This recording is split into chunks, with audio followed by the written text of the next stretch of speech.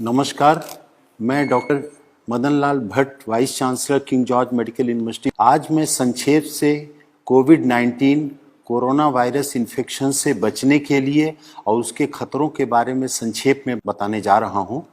सबसे पहले मैं ये बताना चाहूँगा कि विश्व में 98% कोरोना वायरस के मरीज माइल्ड नेचर के हैं, केवल 2% मरीज गंभीर हैं। इन 98% मरीजों को अगर केवल अपने स्वास्थ्य का ध्यान रखें, आराम करें और किसी तरीके की कोई स्ट्रेस या टेंशन न लें तो ऐसे मरीज स्वतः ठीक हो सकते हैं।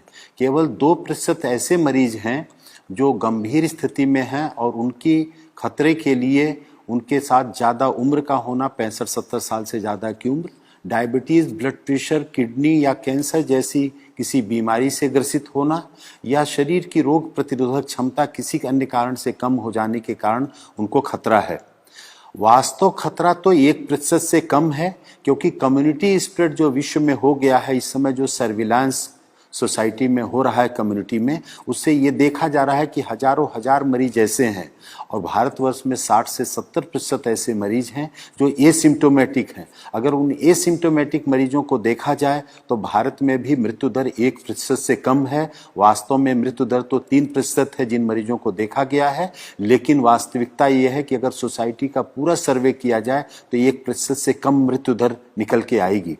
ऐसी स्थिति में बचने के लिए जो सामान्य उपाय हैं मैं उनको संक्षेप में बता रहा हूं, जिसको कोई भी व्यक्ति अपने जीवन में स्वस्थ व्यक्ति उपाय के माध्यम से बच सकता है। और कोई व्यक्ति अगर संक्रमित हो गया कोरोना वायरस से तो भी उससे ठीक होने की संभावना बहुत ही ज्यादा रहेगी।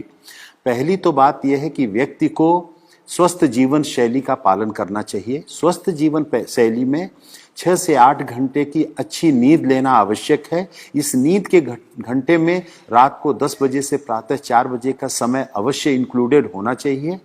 दूसरा आवश्यक है कि व्यक्ति को पर्याप्त मात्रा में पानी पीना चाहिए।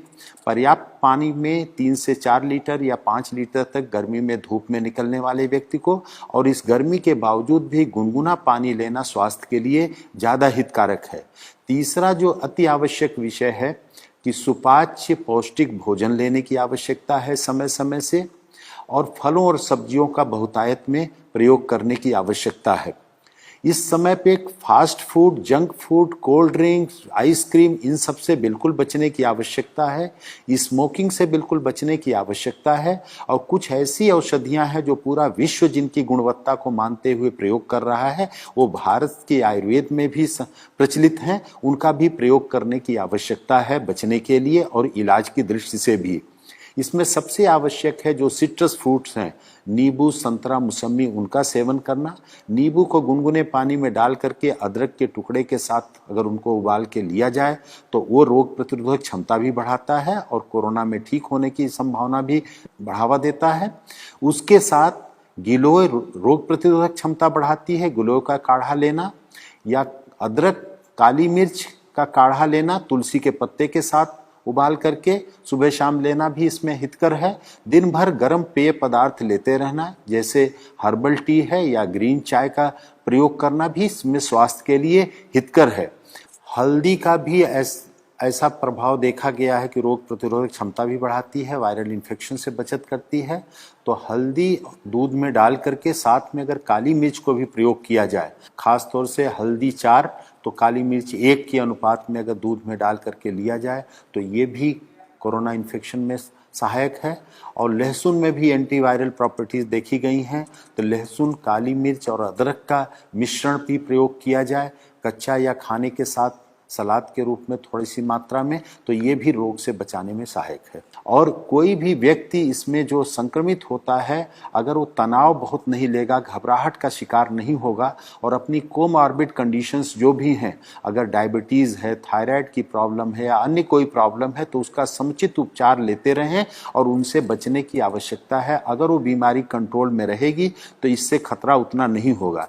और एक सौभाग्य की बात है कि प्रारंभ में माना जाता था कि गर्भवती महिलाओं के लिए, बच्चों के लिए भी ये बहुत खतरनाक बीमारी हो सकती है, लेकिन जो भारत में देखा गया है कि गर्भवती महिलाएं भी बहुत जल्दी ही शीघ्र वायरल फ्री होकर के डिस्चार्ज हो रही हैं।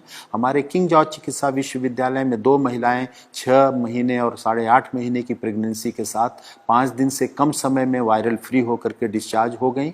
छोटे बच्चों में भी 3 महीने का बच्चा, एक गोरखपुर में, हमारे यहाँ 2.5 वर्ष का एक बच्चा, उत्तर प्रदेश में एक और 9 महीने का बच्चा, ऐसे महाराष्ट्र में भी छोटे बच्चे नवजात शिशुओं को वायरल इन्फेक्शन से, इस कोरोना वायरस से मुक्ति बहुत ही शीघ्र मिल गई।